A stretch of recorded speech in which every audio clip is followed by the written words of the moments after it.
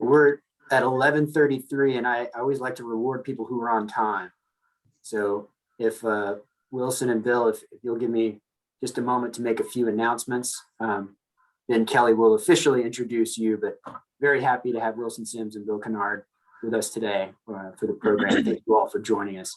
My name is Ben Underwood. I'm serving as the chapter president for AFP-WNC, and I'm very happy to be doing that. If you ever need to get in touch with me, don't hesitate to reach out. You can find me via the AFP website or president@afpwnc.org. Would love to hear from you.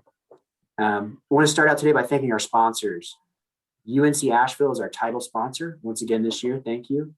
Western Carolina University is a sponsor, as well as the Community Foundation of Western North Carolina, AB Tech, and the Community Foundation of Henderson County, and finally First Citizens Bank. So thanks to all of those entities and institutions for investing in our chapter.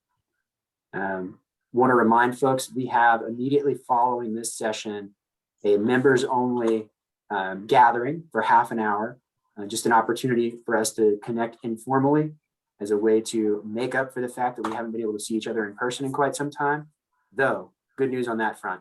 And I just dropped the link to the members only gathering immediately after. So if you'd like to join, please do. We're holding our first in-person gathering for the chapter next week, our first since the pandemic began. That is to be held at Pleb Urban Winery in the River Arts District. We'll meet at 5:30 on Wednesday, June 23rd. Advanced registration is not required. Please show up. Please bring a friend. I'm anxious to see you all in person. Getting a lot of enthusiastic response about holding this. And another announcement will go out after today's program, reminding folks about this. There's not a formal presentation or program. This is an informal social gathering. Some of the networking we've all enjoyed and missed so much over the last year plus. So please join us for that if you are available. I also want to mention that nominations for National Philanthropy Day are open. They are due July 30th. You can nominate electronically through our website, afpwnc.org. And NPD will be July 15th this year. It'll be a hybrid in-person and virtual event. So we're looking forward to that very much. So please take this out. Oh, sorry, Carrie Ann. Go ahead. I'm so sorry. Just a correction. NPD is in November. I'm sorry. I said July, didn't I? Yes. I was like, yes. I gave Carrie Ann a heart attack. It is in fact November. My apologies. But nominations are due July 30th. Thank you, Carrie Ann.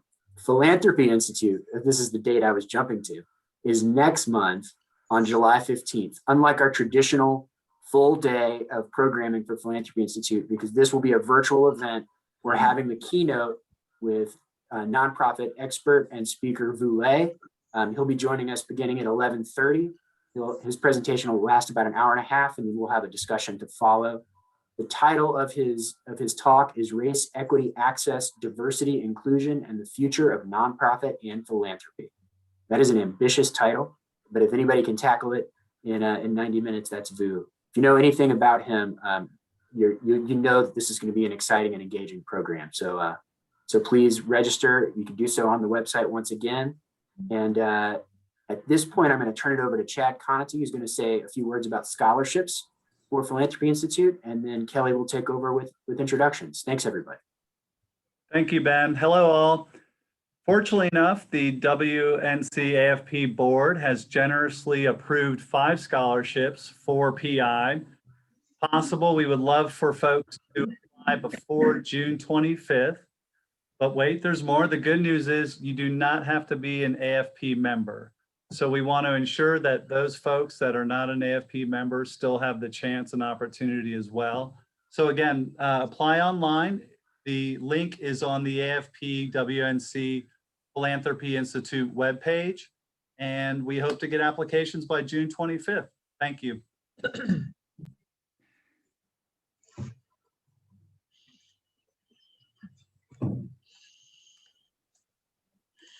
Okay, so we would like to thank both Bill and Wilson for joining us today to do our presentation for June.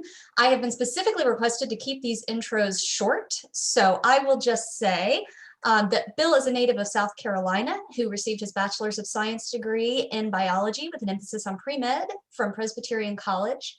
Since January of 2018, Bill has been actively engaged in establishing Dogwood Health Trust, which is a non-operating foundation with the purpose of dramatically improving the health and well-being of people and communities in Western North Carolina. Wilson Sims Jr. is a partner at Sims and Steele Consulting. He holds a Bachelor of Arts in American Studies from UNC Chapel Hill and an MBA from Vanderbilt. Wilson has dedicated 34 years to consulting with nonprofits in planning, organizational development, and fundraising, and has been a consultant for over 90 successful capital campaigns. And with AFP, Wilson is a past president of the AFP WNC, which is our chapter. And I will also say that Bill has already put some resources in the chat, so feel free to go into the chat and find those. And both Wilson and Bill are interested in entertaining questions. So if you have questions, pop them in the chat, and we'll be sure that we get to them. Thank you all.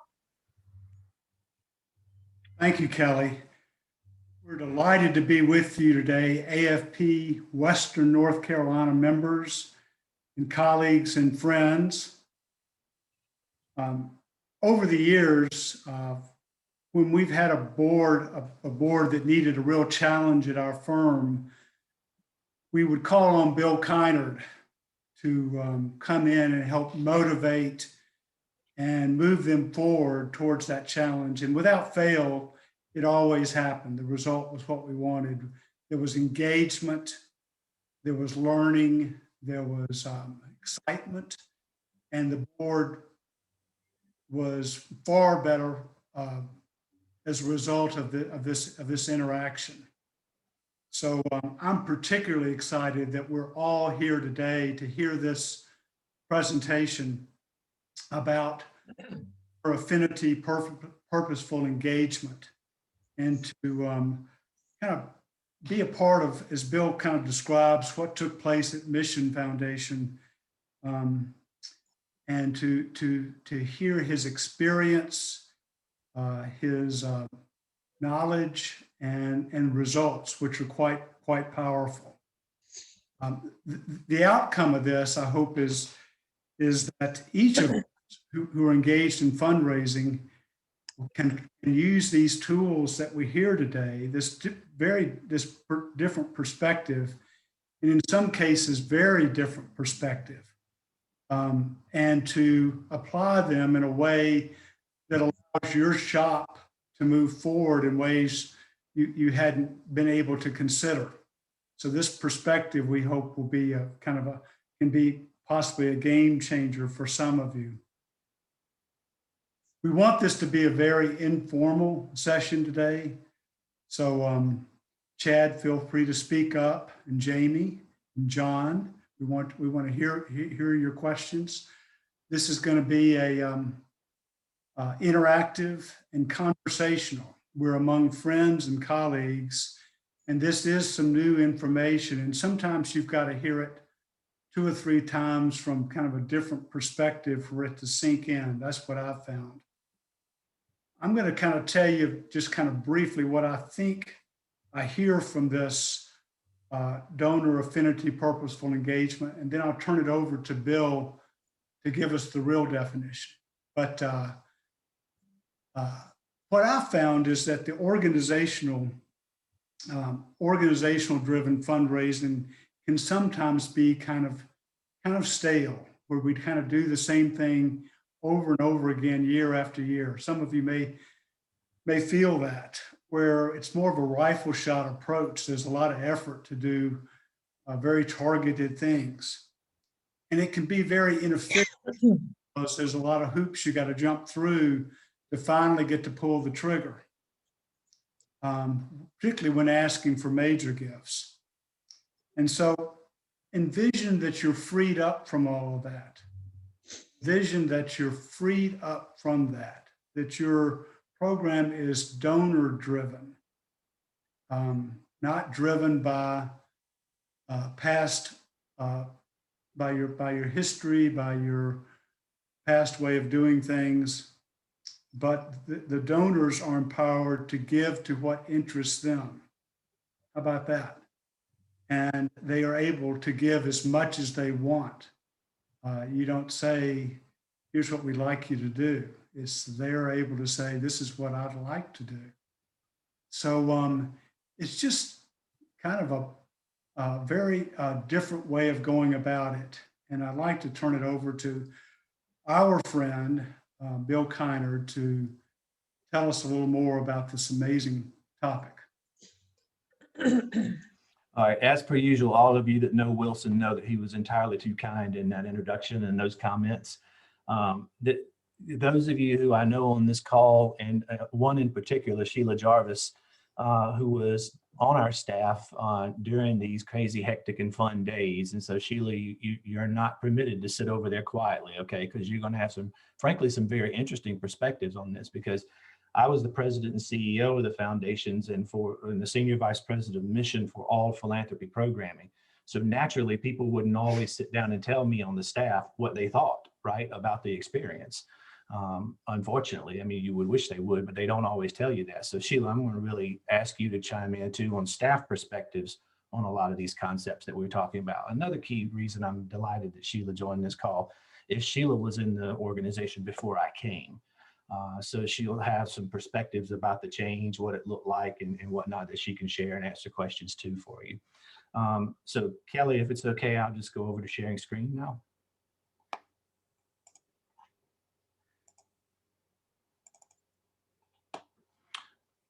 Okay, let me put this into what I think is going to be, now does that look like the way it should look to you guys? Thank you, Ben, for doing that. In this Zoom world that we live in, oftentimes one will ask a question and people just kind of look at you. And so, Ben, I very much appreciate the thumbs up gesture, because for simple minds like me, that one was very easy to follow. All right, let me pull this up to where I can see at least some of the faces on here as I go through this. There are going to be pieces of this that you will easily find resonate with you. And there's some of them that are going to be, frankly, Bill, I don't know how in the world we could do this in my shop, because my shop, unlike your shop, is thus and so. I'm going to invite everybody, if you will, to just divorce yourself from the notion of what your shop looks like in your perspective right now. No matter how many people that is, no matter how few people that might be, no matter what your board is like, no matter what your board might not be like, whether that's aspirational or what that might be. Because if we approach a concept, I think, only seeing through a lens of differentiation, we're not going to see how we can do something that might be, frankly, easily done in common. And so I'll ask you just to be open-minded to that in that regard. Okay, so when I came here, right, everybody inherits a shop, and you inherit the shop you inherit. It's just that simple, right? And every shop that you inherit has lots of good stuff in it and lots of stuff that needs to be changed, right? It's just the lay of the land. It doesn't make your predecessor or your successor good, bad, or indifferent. It's just the nature of human dynamics, right? And so when I came in, I wanted to take an approach that what I saw, and I'm just going to be candid with everybody. So if this is like scandal, let's just go like this and I'll be done with it in a moment, right? So what I saw when I came in, right, was a very, very, very controlled environment where a foundation board, now remember, I came from academia and healthcare, right? And so some folks may say that those things are desperately different. They're not, in my experience. But what I did find was that there was a very broken relationship between a foundation that existed, of course, as its own 501c3, and a health system that actually was the one that all the philanthropy folks worked for, right? But we had allowed over time this notion that the foundation board controlled everything, right? They decided what the cases for support were, an inherent flaw in this philosophy, right? They also were very, very involved in the professional practice of resource development, another inherent flaw in foundation boards. The reason I say that is this: how many people on your foundation board have ever professionally raised a dime, right? A few of us might be really lucky and have one or two, right? But this is not their area of expertise. And while you respect the expertise that they bring from a varied background, right? And that converges on hopefully good dynamics of conversation, debate, etc. Too oftentimes it resonates in a top-down kind of, let me tell you what you're going to get to do model. And so I'm Scottish by heritage, right? And so you can already tell if you've watched Outlander, right? We're not ones to be told what to do. And so the idea was this, right? Let's just come to terms that maybe there's a dynamic that professional practice and management of a foundation and board governance are actually symbiotic, not one subsumes the other, right? Or consumes the other, frankly, sometimes. So as you look at this, I'm gonna go ahead and tell you that if you're locked into a model of you are a foundation, which in fact is a supporting organization of another institution, but your foundation board has too much autonomy, too much thought about how it does what it wants to do separate from its parent organization, you're going to struggle with the things I'm going to talk about, because you have to break that if you're going to be successful. And as Sheila can tell you, when I started, I had hair and it was darker black. And so this is not necessarily an easy route, but I will tell you that when you take real cash that was raised, when I came here, it was about $6.5 to $7 million a year in real cash, right? When you took the last year before we signed the sale agreements with HCA, it was $22.5 million. And the staff was a roughly same size organization, right? So what was the difference? It was in the approach of how we did everything that we did, soup to nuts, governance, management, and professional practice. What do we have to focus on? Engagement. I am not a big fan at all of top-down leadership, right? I'm very much a proponent of we're in this work together, right?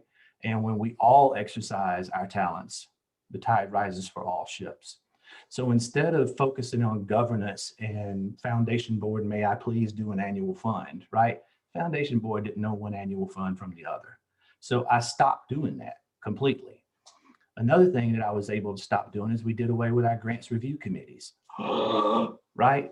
And so the idea was, now wait a minute, if we are aligned with our parent institution, who then is the one who really has the power when it comes to how money is distributed?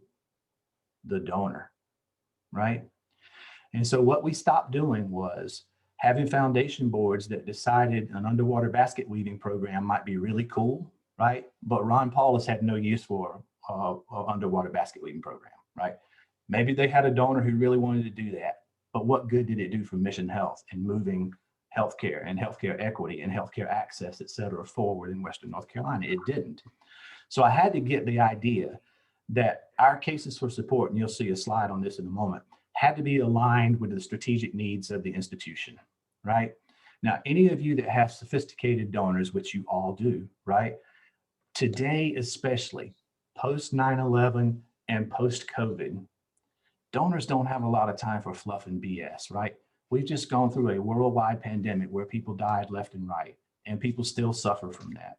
So this notion of I'm going to make a gift because it just feels like that's the regular obligatory gift that I automate, you're going to see in spades, that's going to stop, right? Donors are looking at you as investment vehicles for what they feel like they need to be doing. And so what we wanted to do was to shift the dynamic to the donor. We first developed our cases for support that were in alignment with all the departments in the system. And Sheila and others worked really hard on putting that on a website. So any of our prospective donors or our donors could look at those at any time they wanted to, right? And so we were never a sales organization where we were trying to get somebody to give to something that we wanted them to give to. They were reacting to their what? Affinity, right? And so affinity became the prized aspect of purposeful engagement of donors. And I'll show you, even from a metric standpoint in a few moments, how we made that a reality. Bill, may I ask a question? Please, by all means. In changing the role of the board, was there significant pushback from any members? Was turnover of board members part of the process? Yes, it was, very much so. And and I will say that you have to be comfortable with that. Too often, I think in this field especially, We bring people into this field who don't have necessarily formalized experience in training in philanthropy. And people can erroneously view this as people-pleasing business, right? And my viewpoint is that we have the incumbent responsibility to set up a resource development program that means a sustainable presence and an effective presence for our organization and the people that we serve. And you don't do that by always seeking first to be popular or to do the thing that everybody's happy with, right? And so I think that that's a place in our field where we have a chance to flex some muscles that say, you know, I don't have to worry about 15 board members liking me, right? I have to worry about my responsibility being that 15 board members have to think we've put together the best program that equals sustainability for our purpose and for those that we serve. And if you shift that barometer, what we found was that the executive committee of the board bought into this. And when there was a naysayer or so that said, you know, I want to do an event. Okay, events, complete and total waste of time, right? For at least the program that we were putting together. You have 400 people come to an event, and I would say to the staff, all right, so what, right? So the question is not so what from an ugly standpoint, but so what happens next, right? What goes on? Oh, gee, I don't know, right? And so you'll see an arc of cultivation that we talked about, and we entrenched in the organization that meant meaningful movement of prospects and purposeful engagement, even a personalized arc of cultivation specific to a Myra Grant or a Philip King, specific to their affinity, not what we wanted them to do. But for instance, if Philip were going to be in somebody's portfolio, the first question the director of philanthropy had to ask Philip was, what do you care about? What makes you tick? What resonates in healthcare with you? And they had to be quiet and listen to Philip and actively listen to what he cared about. And what we found was an instantaneous connection. If we were operating within the space of what Philip said he cared about, his arc of cultivation went from a protracted 9 to 14 months to oftentimes a 1 to 3 month time frame, right? And there's reasons that happened, and we can talk about those in a few moments. But yes, we lost board members, and yes, we replaced them with ones who bought into this, and that's how you go from $6.5 million to $22.5 million. But it's essential, Ben, the answer to your question is not by running a political acceptance campaign, right? So as we talk about this, we look at affinity, and that was the first piece. And I talked a little bit about that just now using Philip as an example. The job, once Philip had identified what his affinity was with us, the only thing we ever talked to Philip about was exactly what he said he cared about. So can you imagine if you're on your first date and Marcia and I are going to college together and we see each other in chemistry class, and I say to Marcia, hey, Marcia, are you crazy? And would you like to go out with me? She says, okay, I don't have anything else to do. So maybe yes, right? So I'm sitting there trying to get to know Marcia. And I say to Marcia, what do you care about? Marcia tells me that she cares about tennis, and she's a nut about it because she's a Roger Federer fan. And all of a sudden I go off and start talking about fly fishing. Really, what are we connecting on here? Maybe we care about what I desperately care about, fly fishing, right? But Marcia's like, he didn't even hear me, right? He didn't even ask me a follow-up question about tennis, etc. And so those simple examples of, I always equate philanthropy to dating because it has to show sincere interest in next step progression, right? It just makes common sense. That's how human relationships evolve naturally. And so if I'm trying to cultivate Philip for something that we hope will turn into a gift that helps us advance our purpose, right? And at the same time, it must advance Philip's interest in his desire to invest in philanthropy and make a difference. That convergence is powerful because then you've moved from simple affinity to propensity to give, right? So there is a real propensity that Philip has that he is going to make a gift because he knows we hear him, we value what he cares about, and what he cares about is an essential strategic element in our ability to serve the community, right? And it's that kind of vibe that I'm talking about. You notice the words that I'm using are different than trying to get somebody to do something that you want them to do, or sell them on a gift, or I've got to get 5 more people for the Annual Fund Leadership Society, right? Whoopie-doo, right? What about the Annual Fund Leadership Society resonates with my affinity for your organization's purpose, right? We have to translate it to that. And then the ultimate next step is probably the most important thing, because it's not hard in this model to go from affinity cultivation into a gift, right? Because you are walking literally side by side with a donor down a path that they really care about and want to be on, right? So you reduce that 9 to 14 month arduous, back and forth sales process that typically happens to an actual relationship development, fun, organic human interaction, right? So it's not hard to get to the gift, but what's the hardest thing to do is to stay in that person's interest and to stay in that person's affinity. So we would build stewardship arcs, just the same as we built an arc of cultivation to get to a gift. We only stewarded Philip on the things that he cared about, right? Now, yes, he would see when he would come to an engagement with Dr. Paulus and me, for instance. Dr. Paulus and I, you can look at me and tell, we ate a lot of lunches in my office with donors, and they liked it, right? Because we were only talking to them about what they cared about, and they had access to the CEO of the institution. And the whole time we were talking, he wasn't trying to sell you on what he wanted. He was trying to reinforce why what you did invest in was super strategic for the health system and was making a difference. Does that make sense? What do you do, Bill, when the donor has an interest, a passionate interest that's not in line with the organizational case and direction and vision? Love that question. Sheila will tell you that what we would do is we would listen just as hard for what they cared about. And if what they cared about was an educational leadership opportunity, I'm on the phone with Marsha Whitney saying, Marsha, here's somebody in your organization.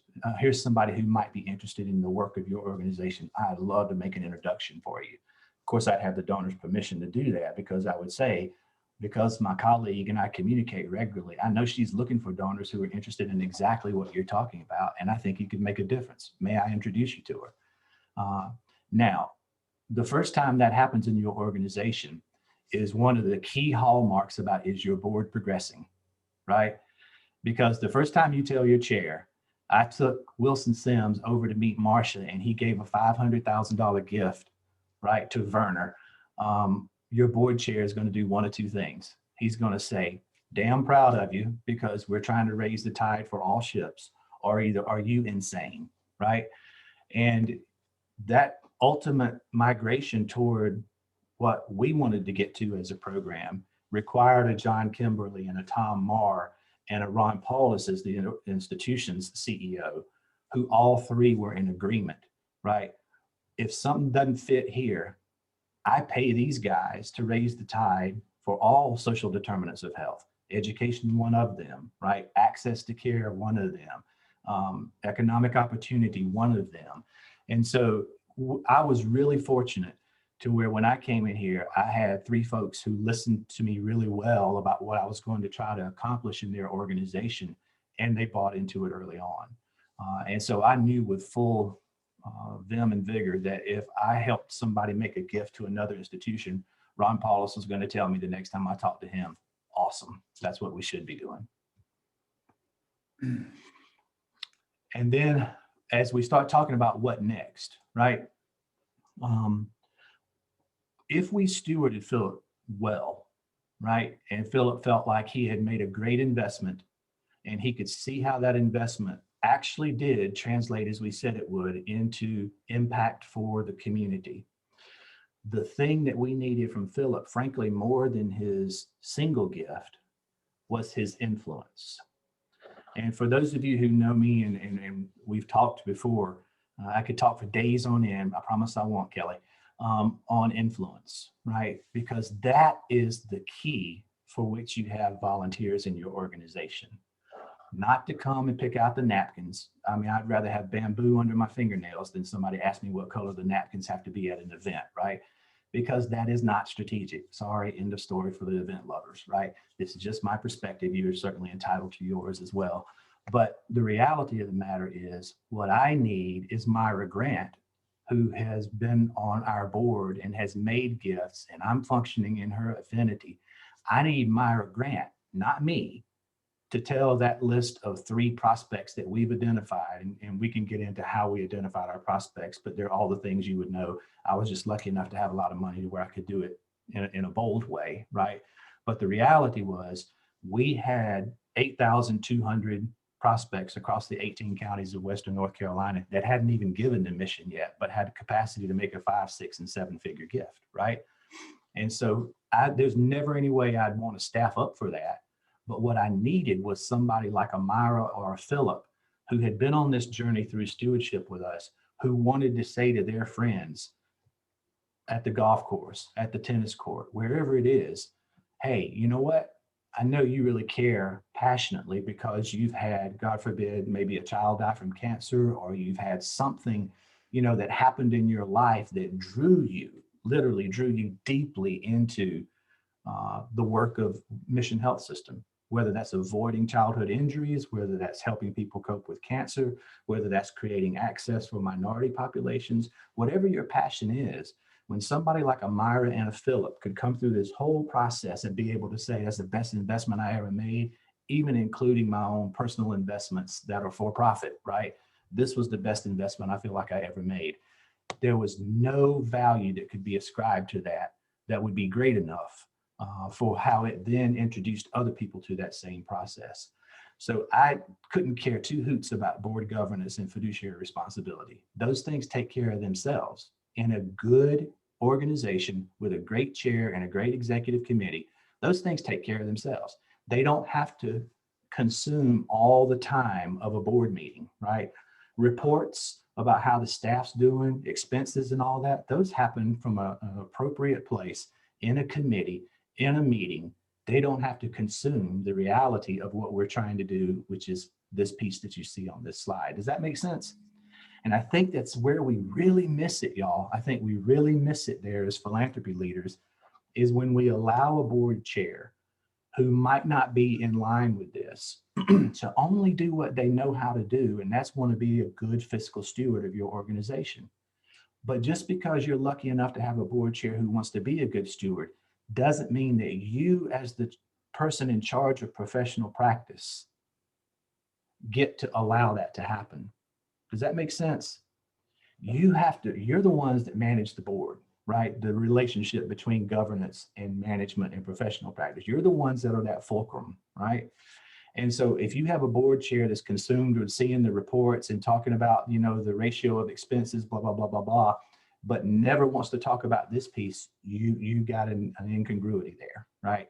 And it's our responsibility as those who lead professional practice to migrate and navigate through that to get to a point where there's balance between professional practice and governance. So sense? Bill, if I'm hearing you correctly, you trimmed this organization down and got it more focused on fundraising and tried to clear the deck of all the extraneous activities. Mm-hmm. You brought in a different flavor of leaders on the board who could add value to fundraising. That was their sole purpose. It wasn't because there was an obligation you owed them to be on the board, or their father was on the board, or it was because they could help you raise more money. Network. A good response to your initial question there, Wilson, is that I didn't choose who was going to be on the board, but where we got really lucky was there is nothing that speaks like a major gift coming into an organization for people to say, oh, that methodology might be working. And boom, then when the second one and the third one and the fourth one and the fifth one come up and they're going like this, all of a sudden, and we'll talk about this a little bit more, when we talk about instead of board governance, we talk about an influencer infrastructure, right? I wrote a whole playbook for our organization on influencer infrastructure. And the only thing that we talked about was how do you enculturate influence as leadership, as opposed to somebody just sitting around coming once a month for a lunch and looking at reports, right? So we had to make sure that every way that we evaluated board and staff was equally transparent, right?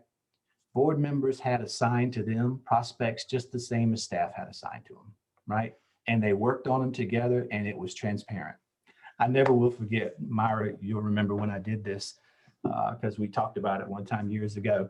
The first time when I said, right, I'm going to take the staff and I'm going to give you 5 metrics, right?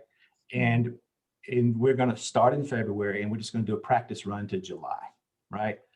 And now we're all going to be transparent about how we performed. No judgment, no anything, just to see how we do with this. So I'm going to take February through July and I'm going to make those results transparent in July. And we're going to talk about how we then do better, right? And how we enculturate these practices. Well, it was all well and good. Oh, yeah. Great. Well, July the 1st rolled around and I called Sheila and Angela Anderson into my office and I said, okay, let's run the Blackbaud reports and let's see how people's activity matches up with what we're trying to enculturate. So the next director of philanthropy meeting, they all came in and I passed out the reports. You would have thought that I had pulled out a Quran in the synagogue. It was like, holy crap, man, what are you doing? And I'm like, no, what's the angst about this? Well, you mean they're going to see how I actually did? What that did for us was give us a beautiful opportunity for people to realize philanthropy practice, professional practice, is not about you as the individual gift officer. It is about what you do as a team, and it is about what you are doing for your organization to create sustainability. And so when we started getting people to realize that, what happened was I had an out-migration of 3 directors of philanthropy within probably 3 months. And frankly, I want to be careful about how I say this because we know a lot of people, those were probably 3 choices that I would have made, even without going through this process of self-education, right? And so the reality is then what we did was we started doing that with board just the same, right? And so the board then decided this person's doing a great job or not doing a great job. We're not going to ask them to renew their term, right? Appreciate the work you've done. We're going in this direction. We're going into these level of metrics, et cetera, and really focusing on the donor's affinity as the primary driver for everything that we do. And once we got to that point, it was the transparency of results that people began to associate with the big gifts coming in, because they could easily see that this gift officer here had 38 face-to-face calls in X amount of time. And they had 4 presentations of cases for support and asks. Now, these had to be big asks. These were not annual fund type asks. These were the major gift officers I'm talking about right now in this particular example. And so you would see metrics that were ticking up, and you would see a synonymous uptick with the dollars being raised and the overall size of the gift being raised. And then people are smart. They know what environment they're in. And those who really jive with that, man, they prospered. Those who are afraid of transparency and measurement and outcomes and accountability, they self-selected and moved on. I think maybe one time I had to ask somebody to leave the organization, right? And that's not so bad in that number of years, right? So what sounds different, Bill, is your development officers are functioning very differently than the way I did as development director years ago when I was in charge of the annual fund. I was in charge of a couple of events. I had acknowledgement letters to write and reports to generate. And the actual fundraising or relationship was probably about 20% of my time, probably left where I could do this. So what I hear you saying is you've cleared the deck. Your development people are not asking for the money, but they're like the relationship counselors. And if we use your relationship metaphor, they've got a prospect, but they're keying the prospect with a physician to come look at what happened. That's right. In pulmonary, and right. Because they're interested in pulmonary, and they're seeing all this cool stuff is happening, and they're seeing if that. And all that cool stuff directly fits into their affinity, right? See, that's the key. Is I'm not trying to sell Myra Grant on tennis if she likes golf. right? She may like them both, but we'll say she didn't, right? Let's just say she loved golf, right? I'm trying to sell her on tennis. That's not in her affinity. She's not going anywhere, right? And what Other than percentage a gift of is she obligation. doing? What percentage of time did your development professionals spend on fundraising? Yeah, it's a very clear question. It was 70-30, and that's what the metrics held up. And so 70-30. how did I do that, right? How did I do that? What my job was to clear the deck for our team. I had really good directors of philanthropy. I had really good operations folks, and I drew a hard line between operations and the work of gift officers. So my gift officers never had to run a report. If they did, I knew they were using their time inappropriately, right? My gift officers never had to do anything other than fill out a call report and be in front of people, right? That's what they did 24/7 on the 3 days a week. They were totally devoted to out of the office work. Friday was the only day where I told them, you know, in the mornings we would do meetings and that sort of thing, and administrative stuff. So they had probably 25 to 30% of their time was around other stuff. Sheila will tell you one of the most famous exercises that we did was how we described a not to-do list and a to-do list.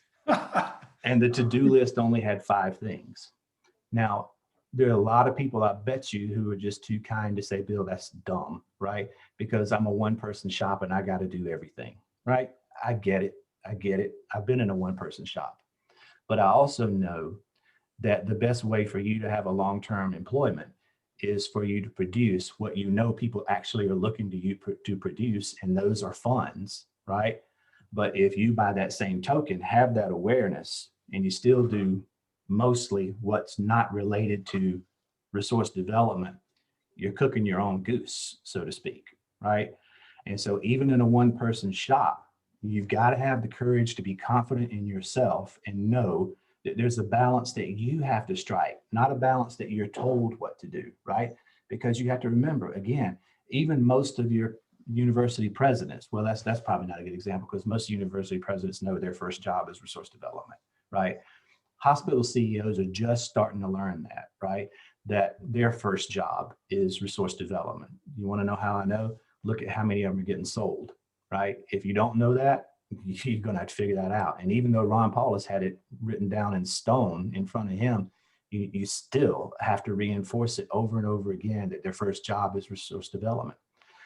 And so if I'm only doing what someone tells me to do who has no clue about our professional practice,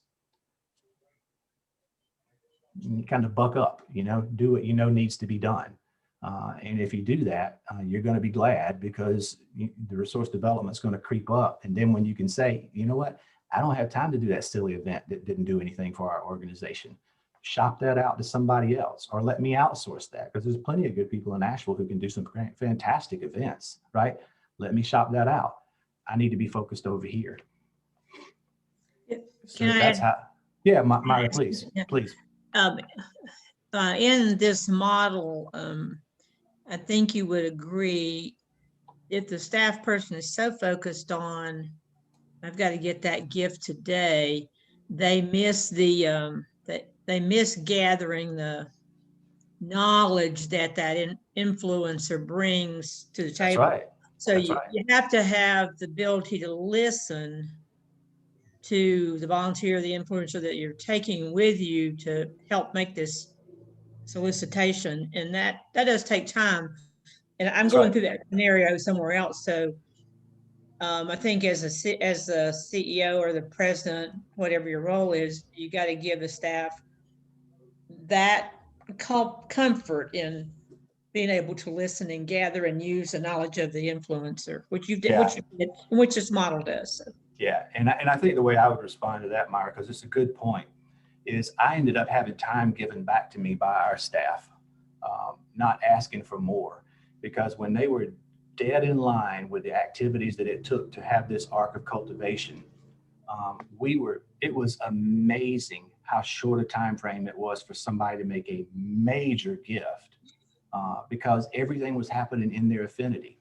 You know, how many times have we over the years outside of a model like this seen somebody say, oh, I got to go talk to my advisor. I got to go talk to my spouse. I got to do this. And knowing all the while that they were either trying to sell their spouse on a notion that maybe they weren't even that convicted over as far as being a part of, or they were just putting you off and putting you off and putting you off. When you stay squarely in somebody's affinity, this arc of cultivation rarely took over 6 months, even in the most protracted model.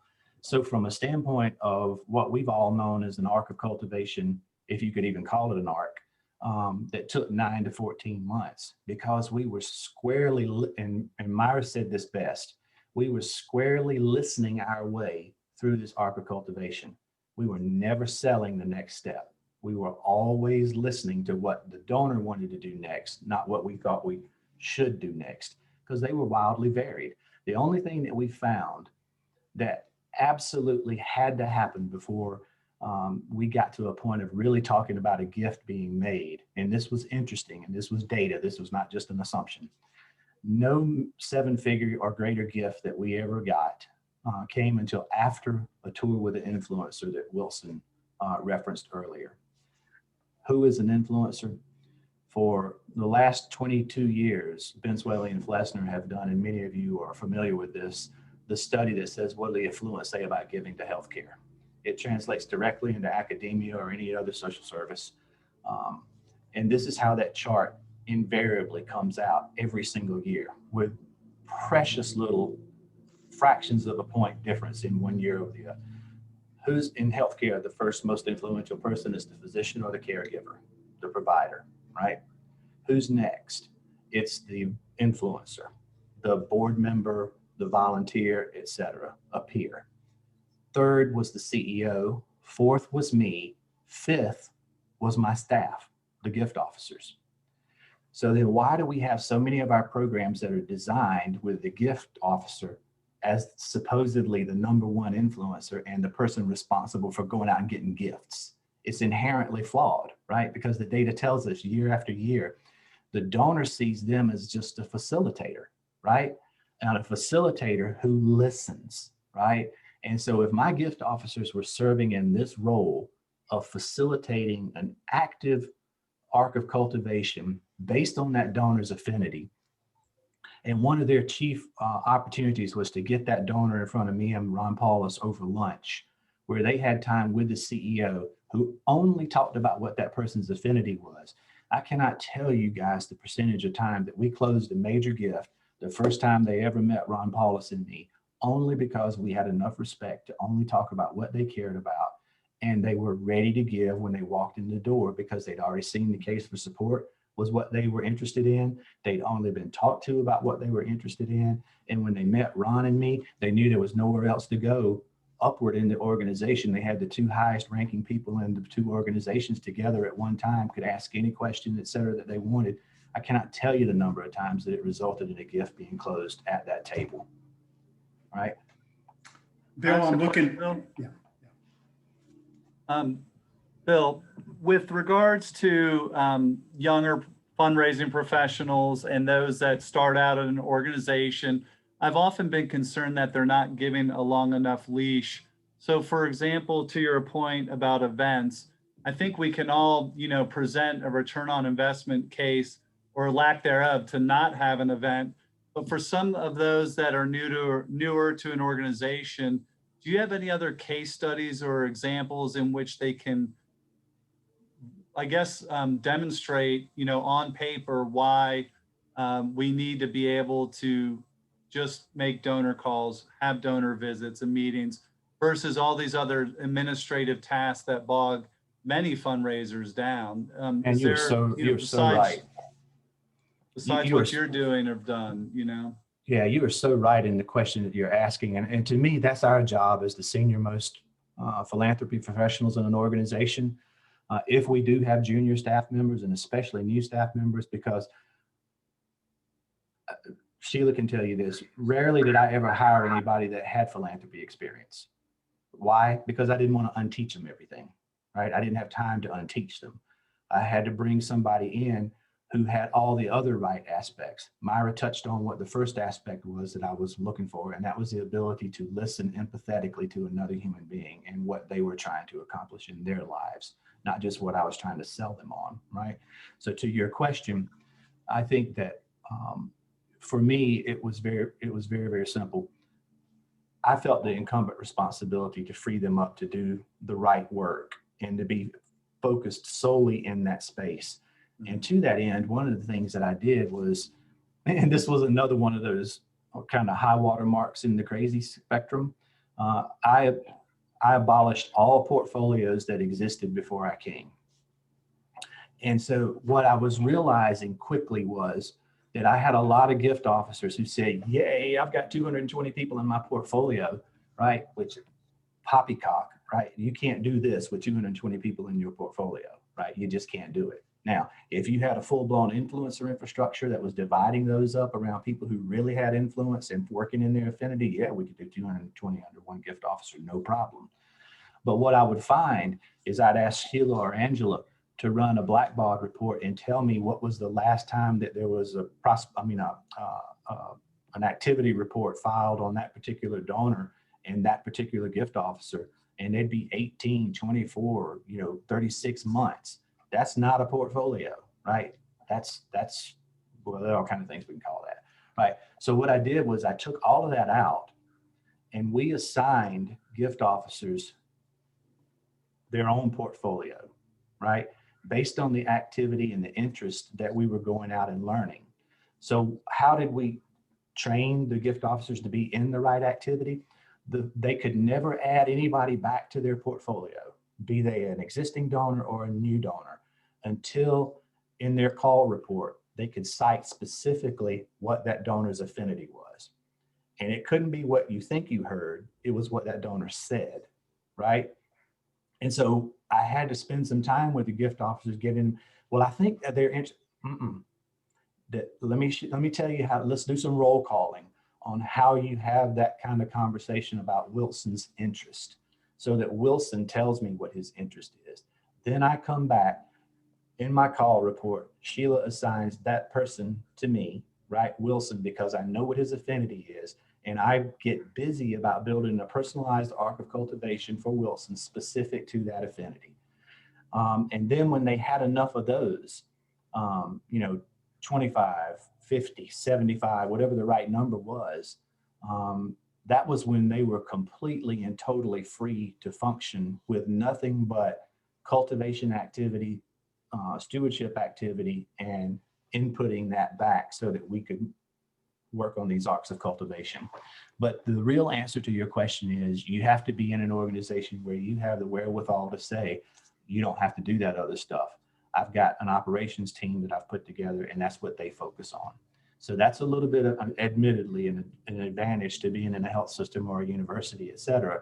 You can make those kind of staffing adjustments. So here's something else that might seem foreign to you is I didn't even have the directors of philanthropy come to the operations committee, the operations team meetings. And some people would go, oh my gosh, how can you have an operations meeting without the directors of philanthropy having input in it? I didn't want their input in it, right? Because what input turned into was they wanted to control that aspect of it. They wanted to get busy in the blackboard reporting and then event planning and all that other kind of stuff. And then it happened exactly as you just asked in that question. All of a sudden you look up and then they clouded their to-do list with 90% of new stuff that came from the not to-do list. And so it was my responsibility to be draconian about the fact that there was a separation, just like a corpus callosum in your brain. There's a separation between the left hemisphere and the right hemisphere, right? And I had to keep that. And that was not easy, frankly, because y'all know who some of my directors of philanthropy were. They're high-spirited, which I really, really like, right? And they wanted to be in those operations meetings because actually they thought that's where the world was happening.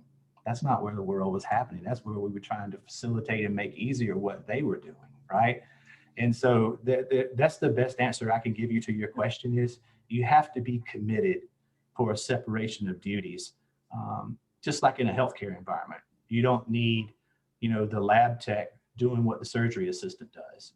And if they try to do each other's job, they're both going to do it poorly, right? And the patient's going to suffer. Excellent. Does that help Thank at you, all? Bill. Make any sense? Yes, sir. Thank you so much, Bill. Oh yeah. Any other? Yeah, just a time check. Kelly, how are we doing at this point? or Ben? We are almost out of time. I hate to say it. Yeah. Do we have time for one more comment or? Absolutely. Just thinking, Bill, you hired somebody, all they did was write cases. So when somebody came up for, you look at reasons why it would be hard for a smaller nonprofit to do what you do, but you found ways to facilitate that, and you hired someone who, I think you hired a full-time case writer. So when somebody had an affinity for something that fit into your vision, you developed a case and put that before them. Actually reverse of that. We developed the cases first, and then we would find out what people's affinities were. And if they didn't have an affinity for something that was in a case for support, if it wasn't something that Ron had as a long-term aspirational, view, we did what we talked about. Marcia, here's a great donor who's interested in education, might be a good fit for you. The reason that cases are so very, very, very important, in my opinion, is that's what creates the alignment and instantaneously breaks the notion that many of you who've been in Asheville for a very long time, Mission Health System at the time, Mission Healthcare Foundation, thought it was just some independent organization, right, that did what it wanted to do and had these gossamer ties to Mission Health System. That's poppycock, right? And the reason that that's the case is because I said to each of the board chairs one day in a board chair meeting, if you don't think that your organization is tied directly to mission, I'll stop paying for your staff. Holy cow, all of a sudden there was this incredible amount of alignment, right? Because the reality exists that we were supporting organizations of Mission Health System. And so the case for support instantaneously broke all that silliness. And every hospital in the system, as well as the system itself, had a set of sanctioned cases for support, right? That informed the ask, that if the donor had affinity, it created a fund, right? And that fund, it was dispersed to the health system. That's where we did away with grant review committees. We didn't have a bunch of old guys sitting around saying, oh, I think we ought to use this money for thus and so. It's not your money. It's the donor's money given to the health system. So the donors already said in the gift agreement that we want to give to the telehealth and increasing access for rural populations. And if that's what the donor said, within net 45 days, that money had to be dispersed. So I could report back to Philip that, Philip, not only did you make this gift on June the 1st, but by July the 15th, it was in the hands of those people doing that work. And here's what happened with it. And then Philip goes, dang, my own broker doesn't even get back to me that quick about what I've done, right? And then all of a sudden, people started believing you were deadly serious about what you were saying, and that's you cared about their affinity and you were only going to operate in their affinity. And just if I can make one other comment, and when you think of this, it really is not unlike your traditional development of a capital campaign, because you have to know this case first before you can move on to identifying whose interests are in the case. So, I don't see it as that all that different. Well, I'll tell you where it's different, Myra, is that we at Mission never were in a campaign posture, because we were always raising the amount of money that was frankly more than any capital campaign would have done on a year-by-year basis, because our cases for support were just like a capital campaign. They were always forward-looking, right? Right. And so whatever we would have said at a stop and start kind of neurotic pace of a campaign, right? Instead of stopping this at this point and saying, okay, here's a bunch of cases for support we're going to put together, call it a campaign, launch here and end there.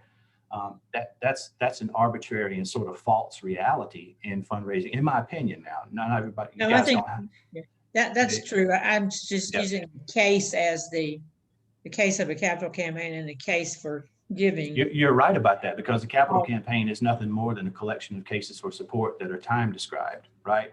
And so to your point, it's really right. If you have an organization that is focused on making sure that the cases for support are forward looking, you're, as Father Joyce at Notre Dame used to tell me, you're never out of a campaign posture. Ford made their first $7 million gift to him in 1947.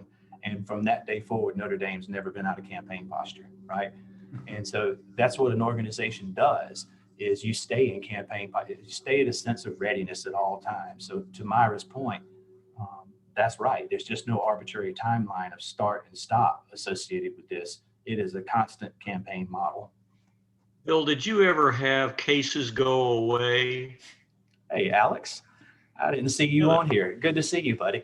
Yes, we did, as a matter of fact. And you know what else created validity in our donors' eyes about that was that if we said we needed to raise $2.5 million so that we could establish a fellowship, when that fellowship was established, that case for support came off, unless there were additional needs and that case for support morphed. So the reason that I think that's important, Alex, to your question, and which I'm sure is why you're even asking it to begin with, is there's integrity seen through the eyes of the donor with that case for support being true, legitimate, and valid. And so if I'm really feeling compelled, it's like an IPO, right? If I'm a venture investor and I see an IPO and I invest in that thing, I don't expect that IPO to be around 2 years from now. Otherwise, there's no compulsion or urgency on my part to invest in it. So I think, Alex, your question is a very good one. Yes, those cases for support were quick and alive and living as appropriate. And when they were done, they were done. And what we did at that point was celebrated stewardship and influence. Well, it seems to me, as often as I've heard your amazing stories and techniques, that perhaps for those of us in development situations, the first step is doing this series of case for supports. I think so, Alex. Gets everybody on board. I think so, Alex, because it's a unifier and it's not a divider. When you do this approach here that I'm describing, foundation boards invariably come along. Foundation boards want to do the right thing. They only do what they've become accustomed to or been allowed to do, right? They don't realize that focusing on reports is not accretive to sustainability, right? And so our job as the professionals are the ones to elucidate that fact, right? But this is the most meaningful and organic way I have found to try to create alignment between a system, its supporting organization, and its donors. It pains me to do so, but we're going to have to wrap up. Bill Wilson, this has been a fantastic session. Thank you so much. Thank you, man. Thank you. It was my pleasure. And you guys know that my new hat with Dogwood, one of the things that we're principally focused on is the capacity of you all to be able to do your work. And where you have needs that, might not fit a model like this, call me, let's chat and see if there's support that Dogwood can provide for you. Alex and I have often had the idea of, CFRE education opportunities in mass to create a rising tide. If there are resources that you need, don't hesitate to call me. I'd love to have a conversation with you. Promise you I won't talk as much the next time. All right. Well, thanks everyone for attending. Thanks again, Wilson and Bill. Hope to see everyone next week on Wednesday, the 23rd at Pleb for our social gathering at 5:30. And until then, be well. See you, Ben. Thanks.